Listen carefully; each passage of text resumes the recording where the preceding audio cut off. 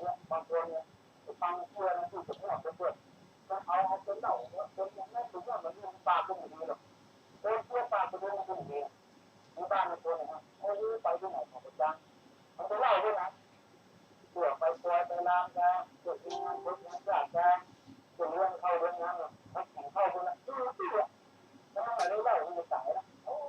ยแข่งทานอยู่ตรงนี้จะไหนเพื่อนจะชอบไปไหนเดี๋ยวน้องเดี๋ยวน้องเดี๋ยวจะหาล้างทุกตั้งเลยก็โอ้โหคือคนตัดผมไม่รู้เรื่องฟังได้แต่บ้านเราไม่รู้นั่นเดี๋ยวนี้คือการพูดมากหลายไปเพื่อนเพื่อนพูดแบบนี้ก็ยัง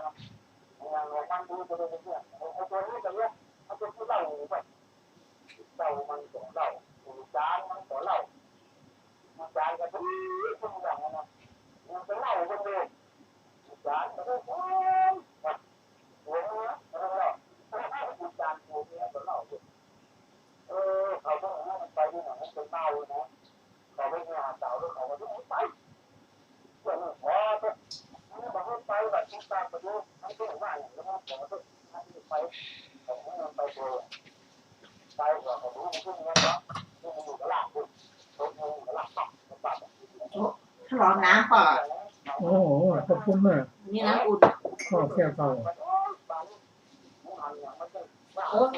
ทรศัพท์นี่มาบ้านเพื่อนมันจะเอาที่นั่นที่มันจะขึ้นมาเป็นเรื่องไอ้ที่มาดักเนี่ยตรงนั้นเหมือนหน้าเลยนะเดี๋ยวให้เป็นอย่างนี้ทราบที่ต้องตั้งอยู่ที่นี่นะให้ผู้ถามไปช่วงนี้รถเนี่ยเนาะเดี๋ยวให้เป็นอย่างนี้รถเนี่ยเราไว้ช่วงนี้รับผิดชอบนะโอ้พวกจะรับอะไรอย่างเงี้ยบางทีเนี่ยจะจับอยู่ไ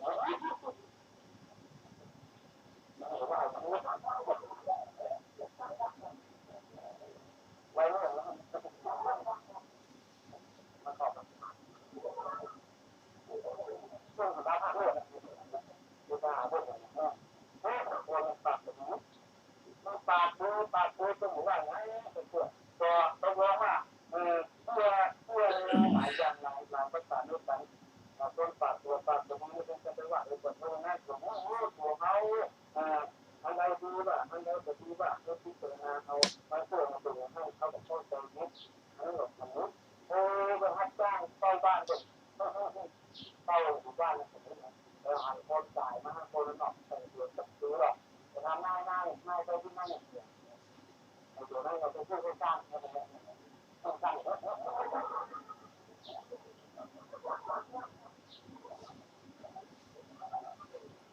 วขัดไม่จะพูดให้สร้างแล้วไม่ต้องไม่บ้าตั้งก็ตอนนั้นว่าเพื่อตั้งหลายต่างๆที่เล่ามานี่ถามว่าพอสมควรเวลาเนี่ยเรื่องนี้ต่อไปถามต้นหน้าต้นตาเดี๋ยวเล่าให้พี่น้องทั้งหลายฟังทั้งถ้าสนใจผู้สนใจจะเลือกไปบทสุดท้ายนี่ก็จำเป็นจะตั้งผู้สำนักผู้ปัญญาชนนำไปที่ให้พิจารณาเพราะว่าอย่างตัวอย่างเขาพออันใดมันเป็นอันนั้นพอคนไม่พอหรือพออย่างเดียวมันจะจัดถ้าพอหลายๆที่มันก็น่ารักมากเรื่องของผู้พูดเหมือนแค่คนนี้ก็จังอย่างนั้นก็คือถ้าพอบางเพื่อนนะพอมันเนี่ยมันเป็นทั้งสุขภาพดีๆเป็นทั้งรักของตัวเขาตัวแกไว้จะดีตัวอย่างถ้าไปออกไม่ออกคนใดคนหนึ่งแพ้ไม่ให้มันจะเป็นให้เป็นจริงจะได้ขออภัยกับทั้งหลายตัวอันใดที่มันจะโดนแบบของตาขึ้นมาเนี่ยเอามาโดนเนี่ยเอามามันโดนจะโดนทางไปไม่มีสาระประโยชน์อันใดถ้าถึงคำสอนมันจะ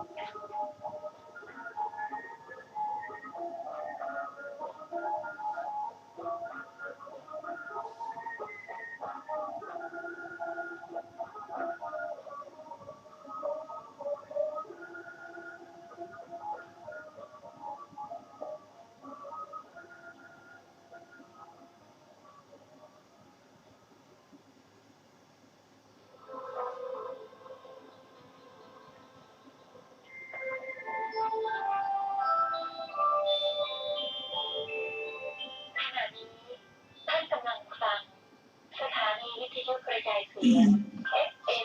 104.5 เมกะเฮิรตซ์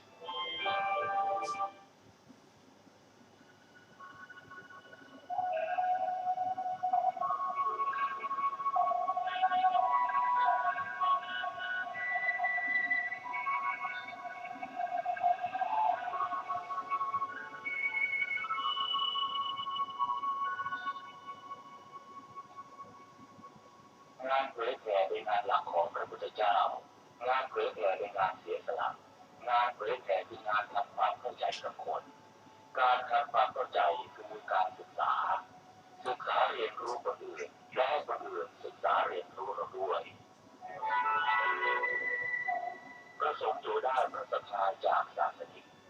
และศาสนิกอยู่ได้เพราะปัญญาจากพระสงฆ์หน้าที่หลักของพระสงฆ์คือการทำงานเผยแผ่ชี้ทางสวรรค์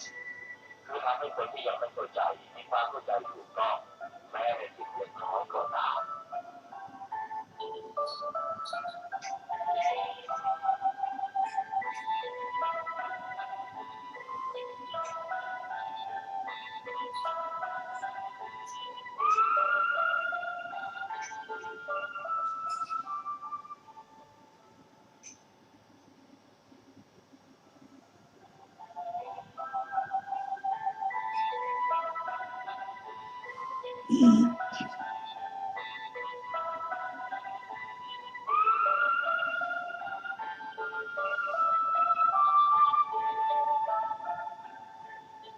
สถาบันสงฆ์อุบัติขึ้นเพื่อทำงานสังคมเพื่อช่วยเหลือคนอื่นการยื่นมือออกมาช่วยเป็นหน้าที่หลักของพระสงฆ์เมื่อเราช่วยเขาเขาก็ช่วยเราเช่นเดียวกันการรอคอยให้คนช่วยเราก่อนจะพบแต่ความผิดหวัง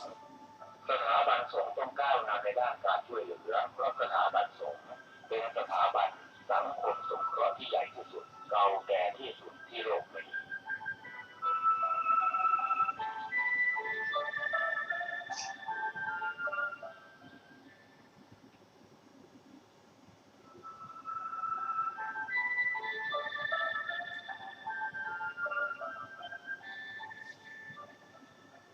ในสมัยพุทธกาลงานสังคมสงเคราะห์คืองานหลักของพระพุทธเจ้า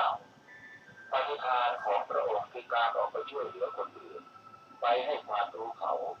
พระสงฆ์จึงเป็นองค์กรอาสาสมัครที่ทำงานเพื่อประโยชน์สุขของคนอื่นงานการศึกษาถือเป็นหัวใจสำคัญของการทำงานเผยแผ่พระสงฆ์ต้องออกไปทำงานกันให้มาก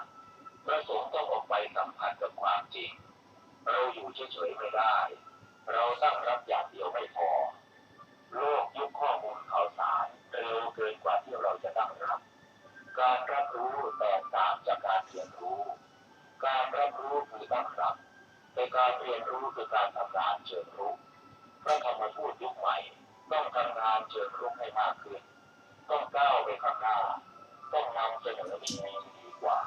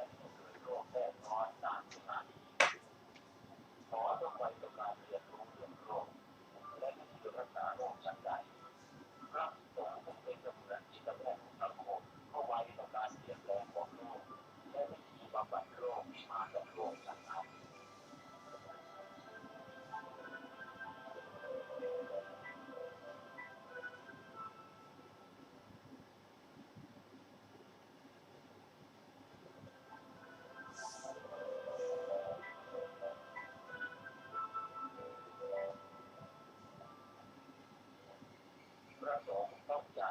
คือเดินไปหางานการรอให้งานมาหาเพียงอย่างเดียวอาจได้ผลน้อยหรือถูกจะลืมไปในที่สุดรูปแบบของนักเผยแผ่ยุคใหม่ที่ต้องทำงานเชิงรุกให้มาก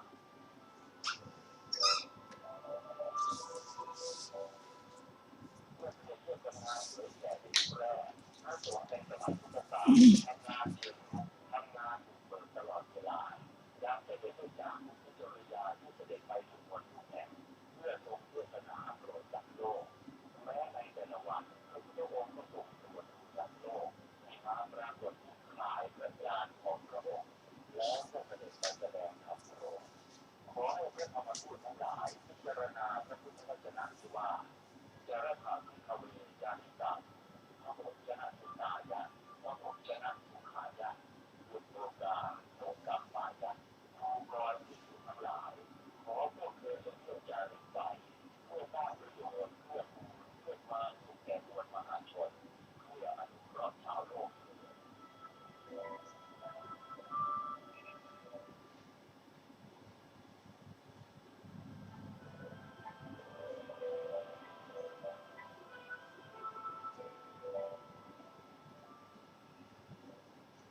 จารถาภิกขเวจานิตัง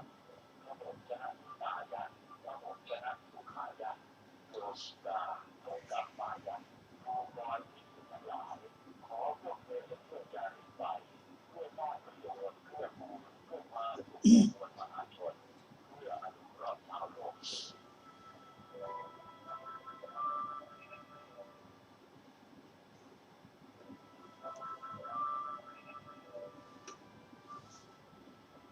งานเผยแผ่พระพุทธศาสนาของไทยเราในขณะนี้อยู่ในลักษณะตั้งรับมากกว่ามุ่งไปข้างหน้า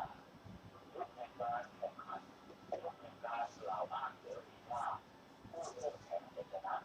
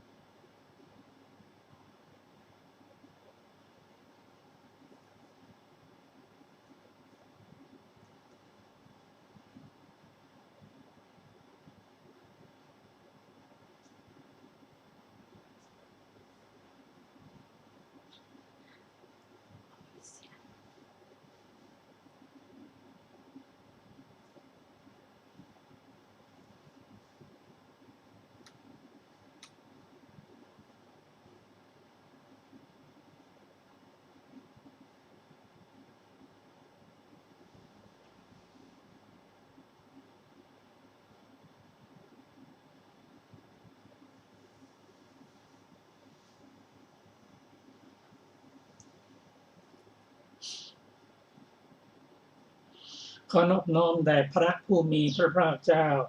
พระองค์นั้นซึ่งเป็นผู้ไกลจากกิเลสตรัสรู้ชอบได้โดยพระองค์เอง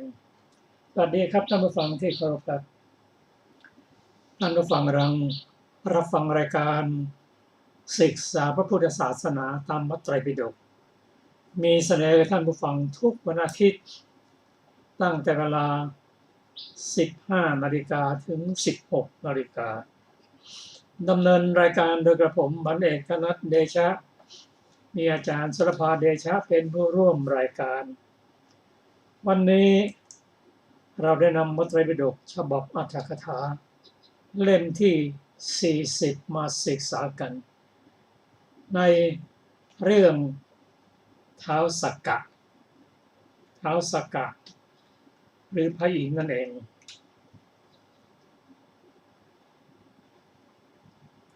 ทวยเทพชั้นดาวดึงส์เรียกนรชนผู้เลี้ยงมารดาบิดามีปกติประพฤติอ่อนน้อมต่อผู้ใหญ่ในตระกูลกล่าวถ้อยคำไพเราะอ่อนหวานละวาจาส่อเสียดประกอบในอันกำจัดความตรณีมีวาจาสัตย์ข่มความโกรธได้นั่นแลว่าเป็นสัตบุรุษท่านผู้ฟังที่เคารพครับเรื่องท้าวสักกะที่เราจะได้ศึกษากันนี้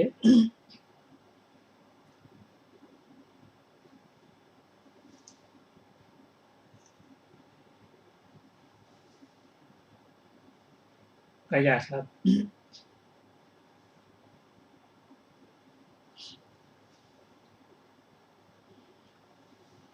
เป็นเรื่องที่เมื่อเราได้ศึกษาเราจะรู้ว่า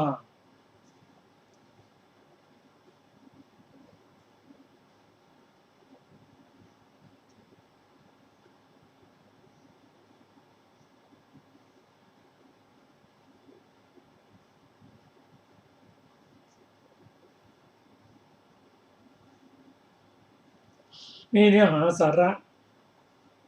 มากมายจะทำให้เราได้เกิดความมั่นใจในการทำบุญทำกุศล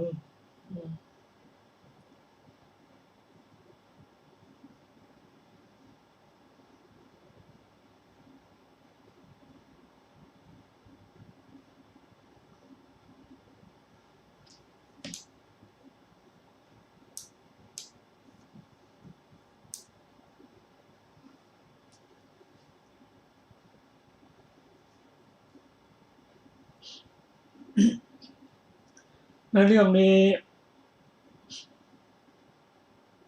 พระผู้เป็นเจ้า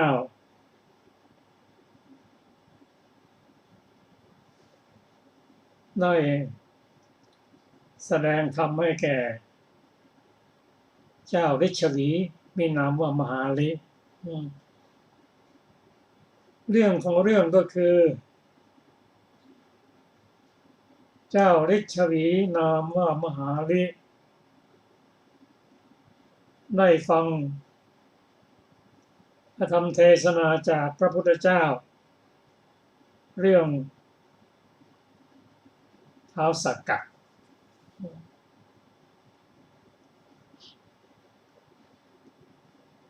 ในหัวข้อท้าวสักกะนั้นกล่าวว่าอัปมาเทนะมะขวาคือนายมคะนั้น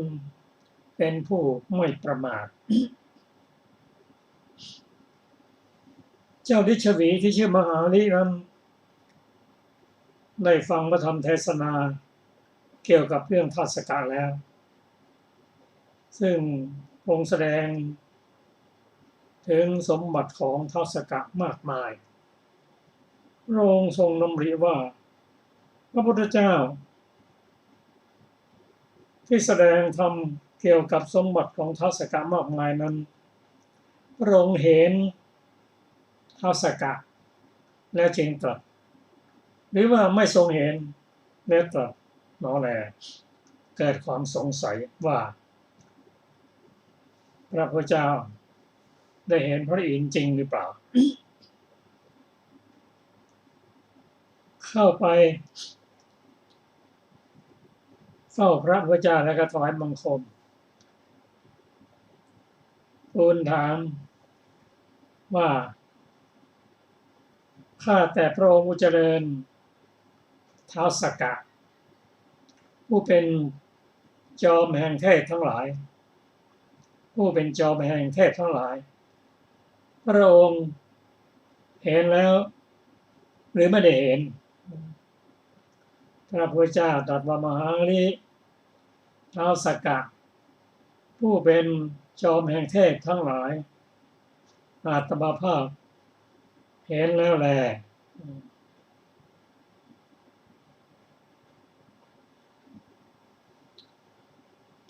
เจ้ามหาลิทูลถามว่าข้าแต่พระองค์ผู้เจริญท้าวสักกะนั้น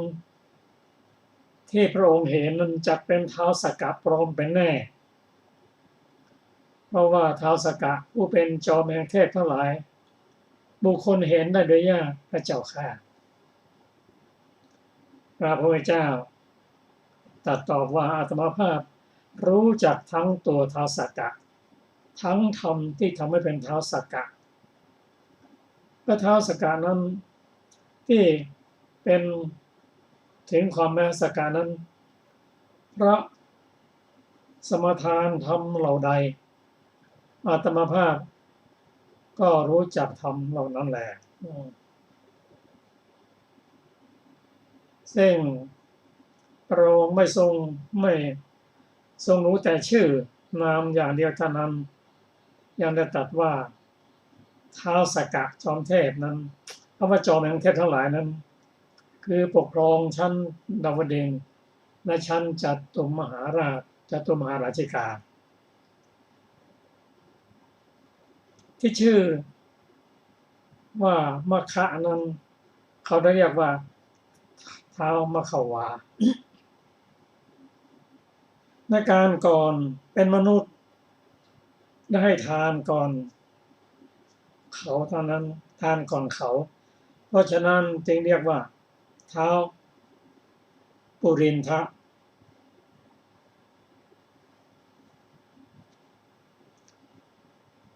นอกจากนั้นท้าวสักกะผู้เป็นจอมแห่งเทพทั้งหลายนั้น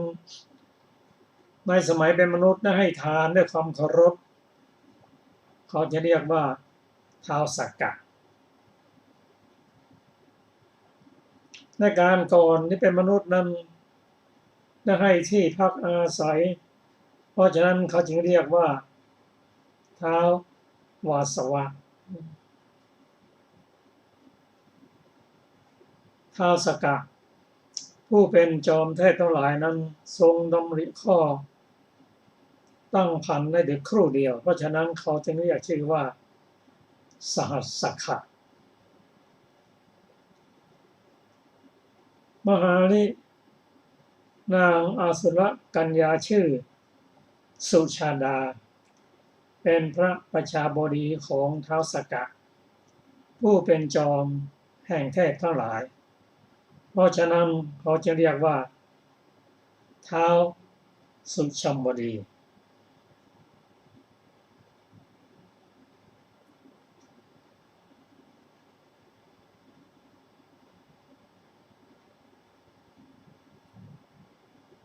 ท้าวสักกะผู้เป็นจอมเทพเสวยราชสมบัติเป็น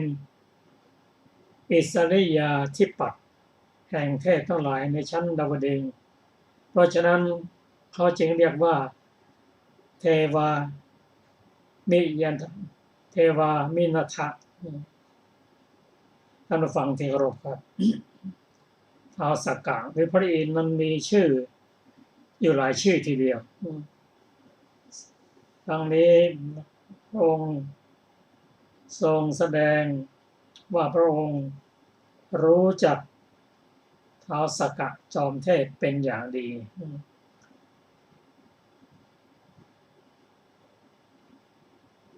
ที่ท้าวสักกะก่อนจะได้เป็นพระอินทร์นั้นได้สมาทานวัตตบท 7วัตตบท 7นั้นทำให้ท่านได้เป็นท้าวสักกะวัตตบท 7นั้นมีอะไรบ้าง คือพึงเป็นผู้เลี้ยงมารดาบิดาตลอดชีวิตพึงเป็นผู้มีปกติประพฤติอ่อนน้อมต่อผู้ใหญ่ในตระกูลตลอดชีวิตพึงเป็นผู้พูดอ่อนหวานตลอดชีวิตพึงเป็นผู้ไม่พูดส่อเสียดตลอดชีวิตพึงมีจิตปราศจากมลทินคือความตระหนี่มีเครื่องบริจาคอันสละแล้วมีฝ่ามืออันล้างแล้วยินดีในการสละควรแก่การขอยินดีในการจำแนกทานพึงอยู่ครอบครองเรือนตลอดชีวิตพึงเป็นผู้กล่าวคำสัตย์ตลอดชีวิตพึงเป็นผู้ไม่โกรธตลอดชีวิตถ้าความโกรธพึงเกิดขึ้นไซก็หักห้ามมันเสียทันทีเดียวดังนี้มหาลิท้าวสักกะถึงความเป็นท้าวสักกะเพราะได้สมาทานวัตตบทเจ็ดใดวัตตบทเจ็ดนั้นได้เป็นของท้าวสักกะผู้เป็นจอมเทพทั้งหลายสังเกตเห็นว่าการปฏิบัติสัตตบทนั้นทำตลอดชีวิต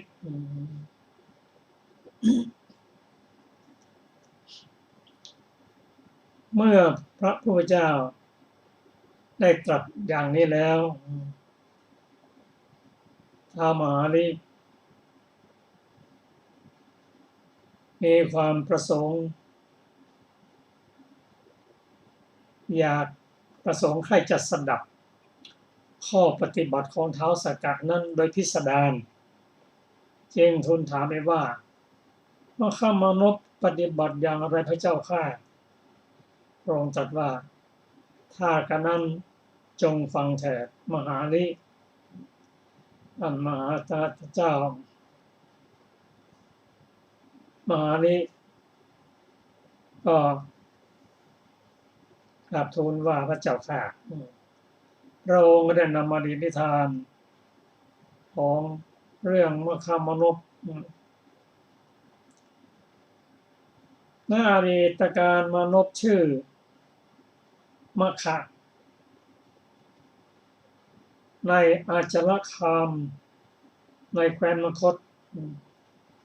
ไปสู่สถานที่ทำงานในบ้านคุยฝุ่นด้วยปลายเท้าที่แห่งตนยืนอยู่ได้ทำให้เป็นที่รมณียสถานและก็พักอยู่อีกคนหนึ่งเอาแขวนมาผลักเขาให้ออกจากที่นั้นและเข้าอยู่ในที่นั้นเสียเองเขาไม่โกรธต่อคนนั้นและเขาก็ทำอย่างนั้นให้ยิ่งขึ้นรวมทั้งหมด3 ครั้งก็ถูกผลักออกไปเข้ามาอยู่แทนหมดการที่เขาทำอย่างนี้ทำให้เขาทราบว่าบุคคลชอบอยู่ในที่สบายสะอาดเขาไม่โกรธยิ่งพยายามทำอย่างนี้เพื่อจะให้ความสุขแก่ประชาชนนี่เป็นความคิดของเขาของนายมคะที่คิดที่จะทำแต่ความสะดวกสบายให้แก่ประชาชน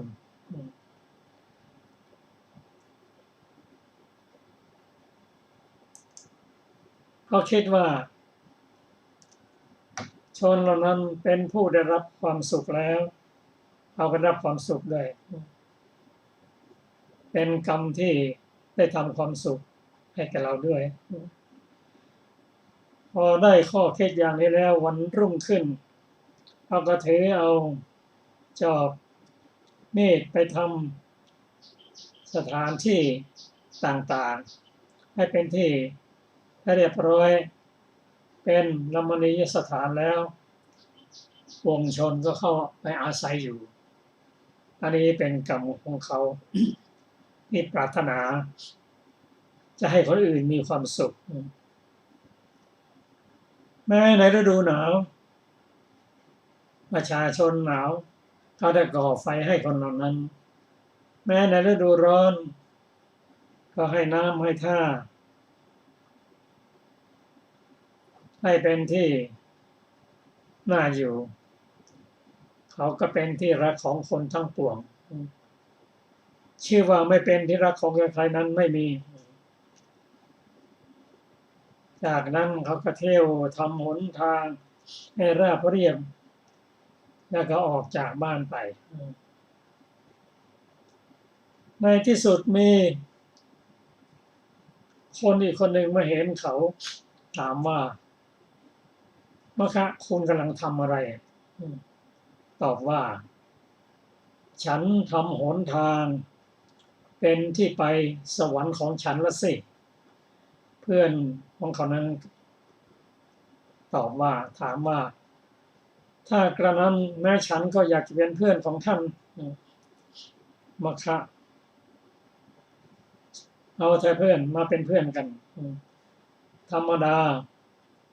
สวรรค์ย่อมเป็นที่รักที่ชอบใจของชนเป็นอันมากเขาก็ได้เพื่อน2 คนแล้วต่อมาก็มีเพื่อนอีกมาถามพอรู้จุดประสงค์ว่าจะทำทางไปสวรรค์ก็มาช่วยกันรวมทั้งหมดเป็น33 คนเขาทำอย่างนี้แม่ผู้ใหญ่บ้านมาเห็นว่าได้ทำอะไรบอกว่าทำทางไปสวรรค์บอกว่าพวกคุณยังมีครอบมีครัวอยู่ไม่ควรจะทำอย่างนั้นไปล่าสัตว์เลี้ยงปลาหรือทำสุราเอามาแจกจ่ายกันพอจะได้ประโยชน์ด้วยเขาก็ปฏิเสธฝ่ายแม่บ้านของชาย33 คนนั้นก็ตั้งข้อสังเกตว่าพวกผู้ชายเหล่านี้ออกจากบ้านแต่เช้ากลับมาถึงบ้านก็เย็นไม่เห็นทำประโยชน์อะไรรู้ว่าผู้ใหญ่บ้านไม่ชอบใจจะไปฟ้องพระราชาก็เห็นด้วยออกเอาเลยในบ้านนั้นเมื่อเตือนพวกนั้นไม่ไหวไม่ยอมทำตามก็หาเรื่องไปเฝ้าพระราชาทูลว่าข้าพระองค์เห็นพวกโจรเที่ยวไปในการคุมกันเป็นพวกพระเจ้าค่ะพระราชาไม่ทันได้คิดไม่ทันพิจารณาก็กล่าวว่านายบ้านจงจับพวกมันมาแล้วให้ช้างเหยียบซะเลยนายบ้านก็ได้รับทำตามที่พระองค์สั่งไว้ไปจับบุรุษทั้ง33 คนมีนายมาคะเป็นหัวหน้า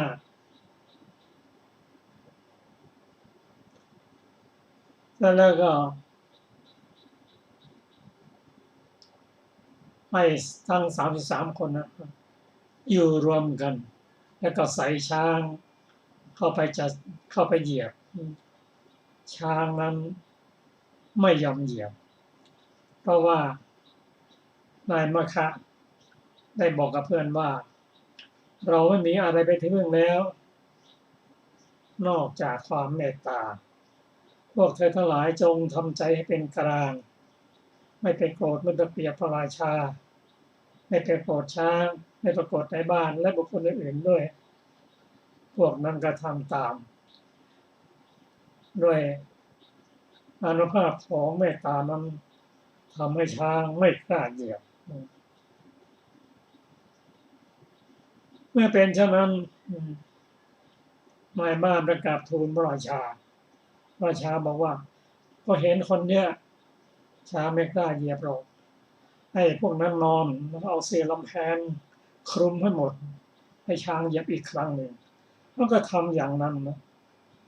ปรากฏว่าช้างยิ่งถอยห่างออกไปไม่ยอมก็ไปกราบทูลพระราชามันต้องมีเหตุสักอย่างก็นำคน33 คนมาเฝ้าแล้วก็ถามว่าที่แท้เป็นโจรนั่นนะแท้ไม่มีอะไรที่จะทำให้ไม่มีอาชีพอะไรหรือไม่มีที่พึ่งไม่ยังไงมาข้ามานพกับพวกก็กราบทูลว่าไม่ได้เป็นโจรแต่ว่าข้าพระองค์ไปทำความสะอาดถนนหนทางเพื่อไปสวรรค์ของพวกกับผมพระราชาบอกว่าก็ไม่รู้ความจริงก็น่าจะรู้เพราะแม้แต่ช้างก็ยังรู้เลยแต่เราเป็นพระราชาไม่รู้ก็ขอโทษด้วยยกโทษให้แก่เราด้วยคำตัดนั้นแล้วก็ให้นายบ้านพร้อมทั้งภรรยาและบุตรมาเป็นคนใช้ของมะขะพร้อมกับพวก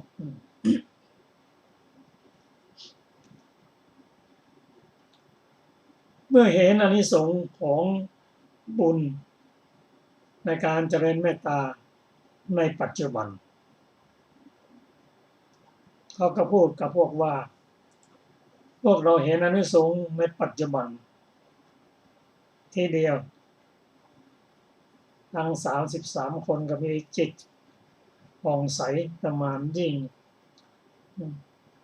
ก็จากนั้นไปก็ปัดกันขึ้นช้านั้นเพื่อจะทำบุญยิ่งขึ้นไปถามกันว่าจะทำอะไรกันดีตกลงกันว่าจะทำศาลาที่พักไว้ที่4 แยกเป็นศาลาใหญ่ให้อิสระชนแบ่งเป็น3 ส่วนอิสระชน1 ส่วนชาวบ้าน1 ส่วนและคนเจ็บป่วยอีก1 ส่วนนอกจากนั้นก็จะทำเอาแผ่นกระดานมาปูทั้ง33 แผ่นแล้วก็หากคนที่มาพักศาลานั้นพักกระดานแผ่นไหนก็จะให้เจ้าของแผ่นกระดานนั้นมาดูแลให้ความสุขเมื่อคิดเช่นนั้นแล้วเขาก็ให้ช่างมาทำศาลาขณะที่ทำศาลานั้นภรรยา4 คนของนายมคมานพนั้นคนที่ชื่อสุธรรมาเป็นคนเข้าใจฉลาดในธรรมว่าการสร้างศาลานั้นมีอานิสงส์ขอได้มีส่วนได้เป็นเจ้าของศาลาด้วยก็ไปมอบเงินจำนวนหนึ่งให้แก่นายช่างว่าขอให้ฉันได้เป็นเจ้าของมีส่วนได้เป็นเจ้าของศาลานั้นด้วยหัวหน้านายช่างนั่นก็รับปากก็ไปทำส่วนหนึ่งที่เป็นเจ้าของศาลาก็คือช่อฟ้าพร้อมกับชื่อว่าศาลาสุธรรมาไว้เสร็จแล้วก็เอาพันไว้เมื่อศาลาเสร็จ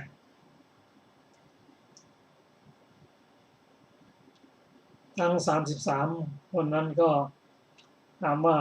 เสร็จเรียบร้อยหรือบอกว่าโอ้ยังขาดอยู่อย่างหนึ่งลืมช่อฟ้าเพราะงั้นไม่ต้องห่วงเราหาเองก็ได้บอกไม่ได้นะครับ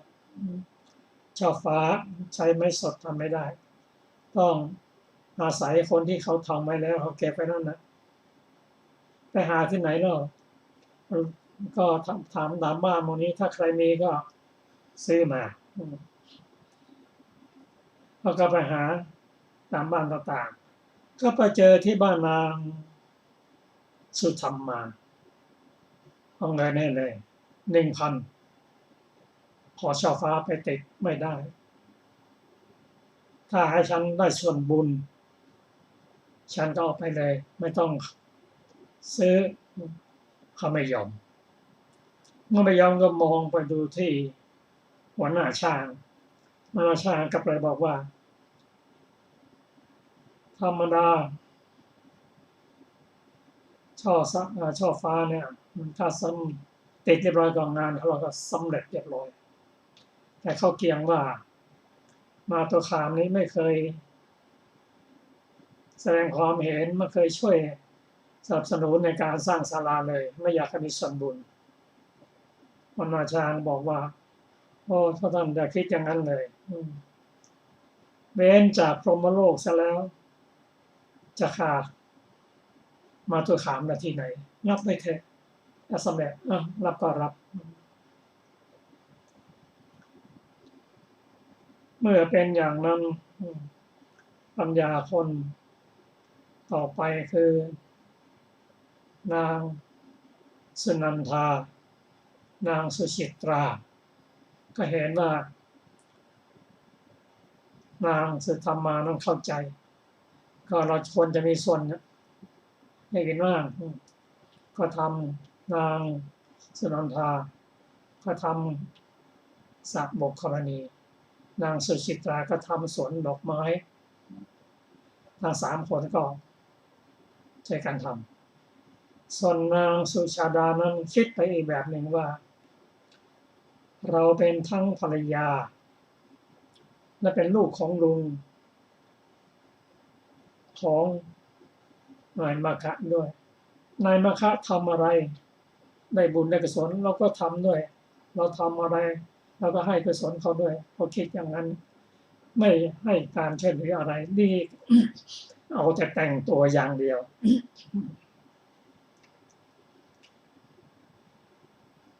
ส่วนนายมะคะกับพวกทั้ง32 คนนั้นก็สร้างบุญสร้างกุศลโดยเฉพาะนายมะคะนั้นนำวัตตบทมาปฏิบัติแก่บิดามารดาของตนเลี้ยงดูบิดามารดาจนตลอดชีวิตของท่านให้ความเคารพอ่อนน้อมนับถือบิดามารดาและผู้ใหญ่ในตระกูลตลอดชีวิตทั้งพูดจาอ่อนหวานไม่พูดสัมปปรปะให้เขาแตกกันและเป็นผู้ที่ละความตระหนี่เป็นผู้บริจาคให้ทานอยู่เสมอเป็นผู้ที่พูดแต่คำสัตย์และไม่โกรธเขาทำอยู่อย่างนี้ตลอดชีวิตพอตายไปก็ไปเกิดเป็นท้าวสักกะส่วนเพื่อนอีก32 คนก็ไปเกิดเป็นเทพบุตรอยู่ในสวรรค์ชั้นนวดึงส์เช่นเดียวกันนางสุธรรมานางสุนันทานางสุจิตราสิ้นชีวิตไปก็ไปเกิดในสวรรค์ชั้นนวดึงส์เช่นเดียวกันผลงานที่ทำไว้ขณะที่เป็นมนุษย์ก็มีประจักษ์ในสวรรค์ชั้นดาวดึงส์นั่นคือศาลาสุธรรมาสระบกกรณีของนางสุนันทาและส่วนดอกไม้ของนางสุจิตราคนก็ได้รับผลบุญไปทั่วๆกันส่วนช้างนั้นก็ไปเกิดเป็นเทพบุตรเป็นช้างเอราวัณแต่ความจริงในสวรรค์นั้นไม่มีช้างเอราวัณหรอกแต่เทพบุตรนั้นก็แปลงกายเป็นช้างเอราวัณเมื่อพระอินทร์ต้องการจะใช้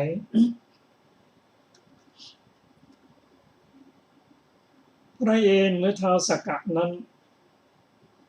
มองเห็นสมบัติ ที่ตนทำอยู่คือศาลาสุธรรมา และต้นไม้ที่ปลูกไว้ก็ให้ผลที่นั่นหมดมองแล้วก็ขาดอยู่คนเดียวว่านางสุชาดาหายไปไหนท่านก็ไปเด็ดไปตามหาก็ไปเจอว่านางสุชาดานั้นไปเกิดเป็นนกกระยางสีขาวพระองค์ก็เสด็จไปแล้วไปถามว่าเธอมาอยู่ไว้ที่นี่รู้หรือเปล่าว่าเพื่อนเธออีก3 คนไปอยู่ในสวรรค์ชั้นดาวดึงส์เนี่ยเธอไปเกิดเป็นนกกระยางแล้วก็พาให้ไปดูสมบัติของพี่ๆทั้ง3 คนพอไปถึงนั่นก็ยืนอยู่ขอบสระบอกกรณีพระสกาก็บอกแก่นางทั้ง3มานางสุชาดามาแล้วอยู่ที่ไหนล่ะอยู่ที่ขอบสระเธอไปดูสิ3 คนมันก็ไปดูพอเห็นแล้วก็เยาะเย้ยนางสุชาดาว่าเอาแต่แต่งตัวงามหน้าไม่ได้ได้แก่เป็นนกอย่างนี้แล้วก็หลีกไปตาสกามาถามว่าเป็นไงเจอเพื่อนเจอ3 คนยังเจอแล้วเป็นไงมั่งเจอได้ยินแต่คำเยาะเย้ยไม่อยู่แล้วจะขอกลับไปอยู่ที่ริมหน้าผาริมแม่น้ำดีกว่าแล้วก็พาไปแล้วบอกว่าเธออยากจะได้สมบัติอย่างนั้นก็ต้องปฏิบัติศีล 5ได้ไหมแต่บอกยินดีปฏิบัติได้ก็ให้ปฏิบัติศีล 5แล้วก็จากไป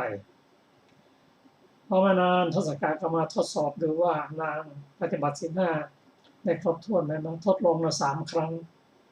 โดยการจำแรงเป็นปลาคล้ายๆปลาตายอย่างนั้นพอนกกระยางมาเห็นว่านี่ปลาตายนี่นะกินได้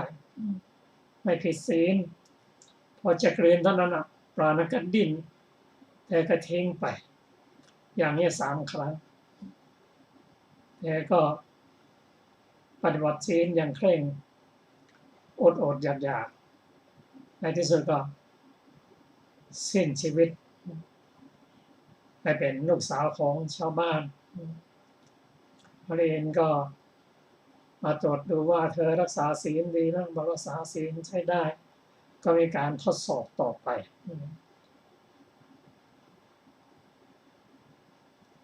พอไม่นานนัก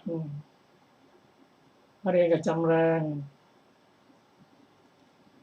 กายมาพร้อมกับนำสิ่งที่เป็นรางวัลจะให้ผู้ที่รักษาศีลก็เดินจำแรงเป็นชาวบ้านเดินถามชาวบ้านว่าของมีค่าเป็นรางวัลนี้อยากจะให้กับผู้ที่รักษาศีลถามชาวบ้านบอกว่าศีลคืออะไรศีลสีแดงหรือสีขาวโอ้แม้แต่ศีลก็ยังไม่รู้จักเลยตามหาไปก็ไปถึงบ้านที่นางอยู่บอกว่าเป็นผู้รักษาศีลก็มอบรางวัลนั้นให้และได้รางวัลนั้นก็ใช้รางวัลนั้นรักษาตัวเลี้ยงชีพไม่นานก็ไปเกิดบนสวรรค์เป็นบุตรสาวของพวกยักษ์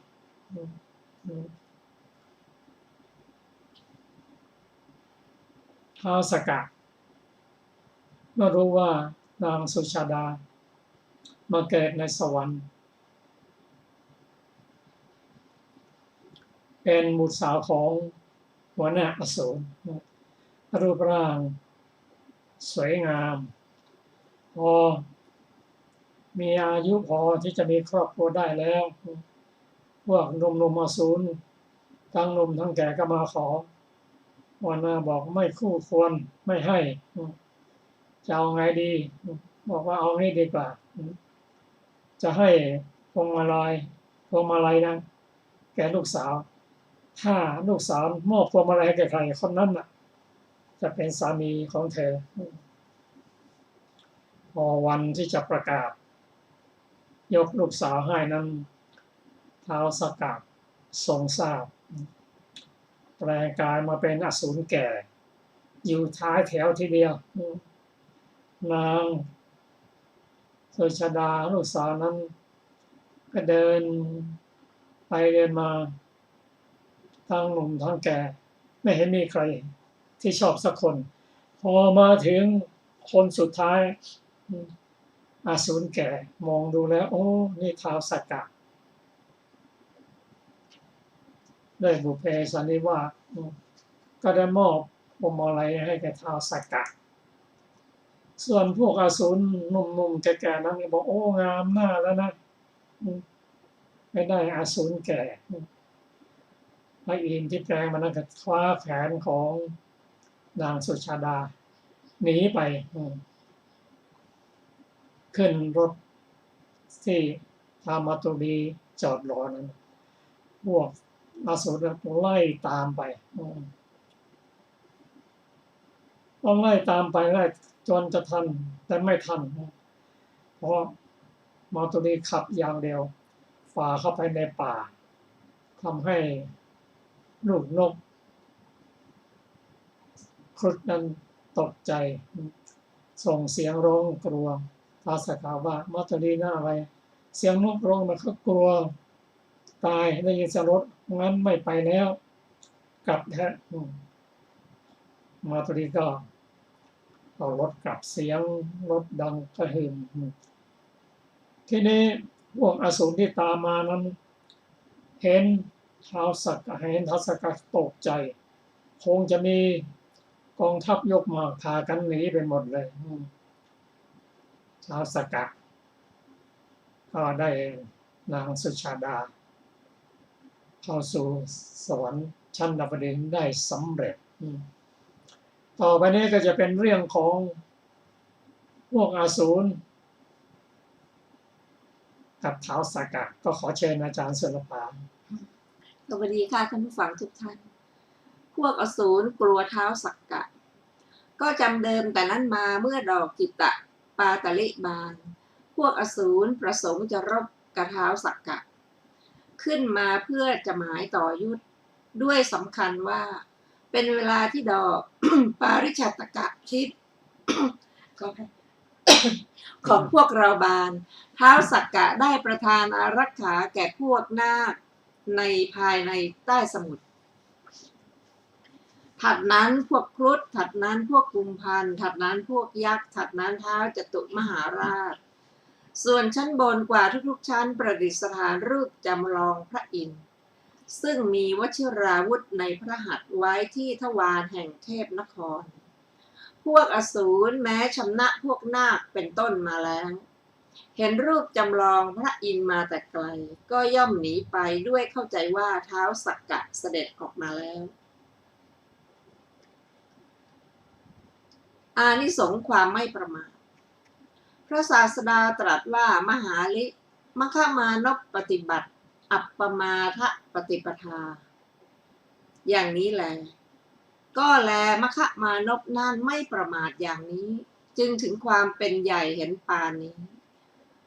ทรงเสวยราชในเทวโลกทั้งสองชื่อว่าความไม่ประมาทนั่นบัณฑิตทั้งหลายมีพระพุทธเจ้าเป็นต้นสรรเสริญแล้วเพราะว่าการบรรลุคุณวิเศษซึ่งเป็นโลกิยะและโลกุตระแม้ทั้งหมดย่อมมีได้เพราะอาศัยความไม่ประมาทดังนี้แล้วตรัสพระคาถานี้ว่าซึ่งแปลเป็นภาษาไทยได้ว่าท้าวมัคควะถึงความเป็นผู้ประเสริฐกว่าเทพพยดาทั้งหลายเพราะความไม่ประมาทบัณฑิตทั้งหลายย่อมสรรเสริญความไม่ประมาทความประมาทอันท่านติเตียนทุกเมื่อแก้อัด บรรดาบทเหล่านั้นบทว่าอัปปมาเทนะคือความเพราะความไม่ประมาทที่ทำไว้ตั้งต้นแต่แผ่วถางภูมิประเทศในอัจฉรคามบทว่ามัคควาเป็นต้นความว่ามัคคมานพซึ่งปรากฏว่ามัคควะในบัดนี้ชื่อว่าถึงความเป็นผู้ประเสริฐกว่าเทพพยดาทั้งหลายเพราะความเป็นราชาแห่งเทวโลกทั้งสองบทว่าประสังสันติความว่าบัณฑิตทั้งหลายมีพระพุทธเจ้าเป็นต้นย่อมชมเชยสรรเสริญความไม่ประมาทอย่างเดียวถามว่าเพราะเหตุไรวิสัชนาว่าเพราะความไม่ประมาทเป็นเหตุให้ได้คุณวิเศษที่เป็นโลกิยะและโลกุตระทั้งหมดบาทพระคาถาว่าปมาโทคราหิโตสทาความว่าส่วนความประมาทอันพระอริยะเหล่านั้นติเตียนคือนินทาแล้วเป็นนิจถามว่าเพราะอะไรตอบว่าเพราะความประมาทเป็นต้นเข้าของความวิบัติทุกอย่างจริงอยู่ความเป็นผู้โชคร้ายในมนุษย์ก็ดีการเข้าถึงอบายก็ดีล้วนมีความประมาทเป็นมูลทั้งนั้นดังนี้ในเวลาจบคาถาเจ้าลิชวีนามว่ามหาลิทรงดำรงอยู่ในโสดาปัตติผลแล้วแม้บริษัทผู้ประชุมกันเป็นอันมากก็ได้เป็นพระอริยบุคคลมีพระโสดาบันเป็นต้นดังนี้แลจบเรื่องท้าวสักกะต่อไปจะเป็นเรื่องภิกษุรูปใดรูปหนึ่งข้อความเบื้องต้นพระศาสดาเมื่อประทับอยู่ในพระเชตวันทรงปรารภภิกษุรูปใดรูปหนึ่งตรัสพระธรรมเทศนานี้ว่าอัปปมาทรโตภิกขุเป็นต้นภิกษุนั่งพิจารณาไฟไหม้ป่าเป็นอารมณ์ดังได้สดับมาภิกษุรูปนั้นเรียนกรรมฐานตราบเข้าถึงพระอรหันต์ในสำนักพระศาสดาแล้วเข้าป่าเพียรพยายามอยู่ก็ไม่อาจบรรลุพระอรหันต์ได้ท่านนึกว่าเราจะไปทูลพระศาสดาให้ตรัสบอกกรรมฐานให้วิเศษขึ้นไปดังนี้แล้ว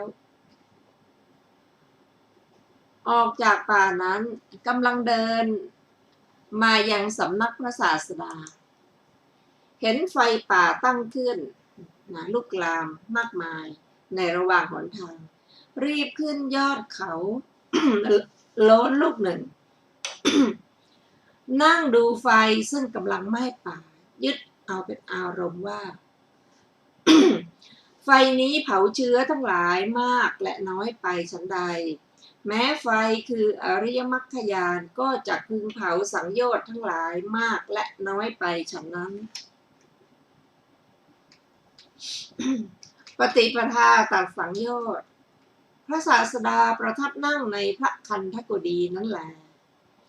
ทรงทราบวาระจิตของเธอแล้วตรัสว่าอย่างนั้นแลภิกษุสังโยชน์ทั้งหลายละเอียดและหยาบซึ่งเกิดอยู่ในภายในของสัตว์เหล่านี้ดุจเชื้อมากบ้างน้อยบ้างฉะนั้นควรเผาสังโยชน์เหล่านั้นด้วยไฟคือยานเสียแล้วทำให้เป็นของไม่ควรเกิดอีกดังนี้แล้วทรงเปล่งพระรัศมีปรากฏประหนึ่งว่าประทับนั่งณที่จำเพาะหน้าของภิกษุนั้นตรัสพระคาถานี้ว่าภิกษุยินดีแล้วในความไม่ประมาทหรือมีปกติเห็นภัยในความประมาทย่อมเผาสังโยชน์ทั้งละเอียดและหยาบไปดูดไฟเผาเชื้อมากและน้อยไปฉะนั้นแก้อัดบรรดาบทเหล่านั้นบทว่าอัปปมาทรโตความว่ายินดีคืออภิรมย์แล้วในความไม่ประมาทได้แก่ยังการให้ล่วงไปด้วยความไม่ประมาทบาทพระคาถาว่าปมาเทพยทัสสิกว่าความว่าผู้เห็นภัยในความประมาทมีการเข้าถึงนรกเป็นต้นอีกประการหนึ่งชื่อว่าผู้เห็นความประมาทโดยความเป็นภัยเพราะความประมาทนั้นเป็นรากเหง้าแห่งความอุบัติเหล่านั้น บทว่าสัญโยชนางความว่าสังโยชน์10อย่างเป็นเครื่องประกอบหรือเครื่องผูกหมู่สัตว์ไว้กับทุกข์ในวัฏฏะสามารถยังสัตว์ให้จมในวัฏฏะได้ซึ่งสังโยชน์10นะมีคำอธิบายนะคะ1สกายทิฏฐิความเห็นเป็นเหตุถือตัวถือตน1วิจิกิจฉาความลังเลไม่แน่ใจ1ศีลปตะปรามาสความลูกคลำศีลและพรต1กามราคะความกำหนัดด้วยอำนาจกิเลสกาม1ปฏิฆะความกระทบกระทั่งแห่งจิต1รูปราคะความติดใจในรูปธรรม1อรูปคะความติดใจในอรูปธรรม1มานะความถือตัวว่าเป็นนั่นเป็นนี่1อุทธัจจะความฟุ้งซ่าน1อวิชชาความหลงเป็นเหตุไม่รู้จริง1บทว่าอนุงถูลังคือมากและน้อยบาทพระคาถาว่าทะหังอคีวะคัจฉติความว่าภิกษุนั้นยินดีแล้วในความไม่ประมาทย่อมเผาสังโยชน์นั่นด้วยไฟคือญาณซึ่งตนบรรลุแล้วด้วยความไม่ประมาทคือทำให้เป็นของไม่ควรเกิดขึ้นอีกต่อไปดุจไฟเผาเชื้อมากและน้อยนั่นแลไปฉะนั้นในการจบคาถาภิกษุนั้นนั่งอย่างเดิมเชียวเผาสังโยชน์ทั้งหมดแล้วบรรลุพระอรหันต์พร้อมด้วยปฏิสัมภิทาทั้งหลายมาทางอากาศหรือเหาะมาชมเชยสรรเสริญพระสรีระของพระตถาคตซึ่งมีพันนะดุจทองคำแล้วถวายบังคมหลีกไปดังนี้แลก็จบเรื่องภิกษุรูปใดรูปหนึ่งต่อไปจะเป็นเรื่องพระติสสะเถระ ผู้มีปกติอยู่ในนิคมข้อความเบื้องต้นพระศาสดาเมื่อประทับอยู่ในพระเชตวันทรงปรารภพระติสสะเถระผู้มีปกติอยู่ในนิคมตรัสพระธรรมเทศนานี้ว่าอัปปมาทรโตเป็นต้นพระเถระ เที่ยวรับบิณฑบาตแต่ในบ้านญาติความพิสดารว่ากุลบุตรคนหนึ่งเกิดเติบโตในบ้านที่ตั้งอยู่ในนิคมแห่งหนึ่งซึ่งไม่ไกลแต่กรุงสาวัตถีบรรพชาแล้วได้อุปสมบทในศาสนาของพระศาสดาแล้วปรากฏว่าชื่อว่าพระนิคมติสสะเถระเป็นผู้มักน้อยสันโดษสงัดปรารภความเพียรท่านเที่ยวบิณฑบาตเฉพาะในบ้านของญาติเป็นนิจเมื่อคนทั้งหลายมีอนาถบิณฑิกะเศรษฐีเป็นต้นทำมหาทานอยู่ก็ดีเมื่อพระเจ้าประเสนที่โกศลทรงบำเพ็ญอสทิสทานอยู่ก็ดีก็ไม่มากรุงสาวัตถีพวกภิกษุจึงสนทนากันว่าพระนิคมติสสะนี้ลุกขึ้นเสร็จสับแล้วก็คลุกคลีด้วยญาติอยู่เมื่อชนทั้งหลายมีอนาถบิณฑิกะเศรษฐีเป็นต้นทำมหาทานอยู่ก็ดีเมื่อพระเจ้าประเสนที่โกศลทรงบำเพ็ญอสทิสทานอยู่ก็ดีเธอไม่มาเลยดังนี้แล้วจึงกราบทูลแด่พระศาสดาพระเถระได้รับสาธุการจากพระศาสดาพระศาสดารับสั่งให้เรียกท่านมาแล้วตรัสถามว่าภิกษุข่าวว่าเธอทำอย่างนั้นจริงหรือเมื่อท่านกราบทูลว่าข้าแต่พระองค์ผู้เจริญข้าพระองค์ไม่มีความคลุกคลีด้วยญาติข้าพระองค์อาศัยพวกมนุษย์ที่เป็นญาติเหล่านั้นย่อมได้อาหารที่พอจะกลืนกินได้ข้าพระองค์คิดว่าเมื่อเราได้อาหารที่เลวก็ตามประณีตก็ตามซึ่งพอยังอัตภาพให้เป็นไปได้แล้วประโยชน์อะไรด้วยการแสวงหาอาหารอีกเล่าดังนี้แล้วจึงไม่มาก็ชื่อว่าความคลุกคลีด้วยหมู่ญาติไม่มีแก่ข้าพระองค์พระเจ้าข้าแม้ตามปกติพระองค์ก็ทรงทราบอัธยาศัยของท่านอยู่จึงประทานสาธุการว่าดีละดีละภิกษุดังนี้แล้วตรัสว่าภิกษุก็ข้อที่เธอได้อาจารย์ผู้เช่นเราแล้วได้เป็นผู้มักน้อยไม่อัศจรรย์นัก เพราะว่าชื่อว่าความเป็นผู้มักน้อยนี้เป็นแบบแผนของเรา เป็นประเพณีของเรา ดังนี้แล้วอันภิกษุทั้งหลายทูลอาราธนาแล้ว ทรงนำอดีตนิทานมาว่า เรื่องนกเขาแต้ว ในอดีตการนกแขกเต้านกแขกเต้านกแขกเต้าหลายพันตัวอยู่ในป่าไม้มะเดื่อแห่งหนึ่งใกล้แม่น้ำคงคาใกล้ฝั่งแม่น้ำคงคาในป่าหิมพานต์บรรดานกแขกเต้านะเหล่านั้นพระยานกแขกเต้าตัวหนึ่งเมื่อผลแห่งต้นไม้ที่ตนอาศัยอยู่สิ้นแล้วจิกกินหน่อใบหรือเปลือกซึ่งยังเหลืออยู่ดื่มน้ำในแม่น้ำคงคาเป็นสัตว์ที่มีความปรารถนาน้อยอย่างยิ่งสันโดษไม่ไปที่อื่นด้วยคุณคือความปรารถนาน้อยและสันโดษของพระยานกแขกเต้านั้น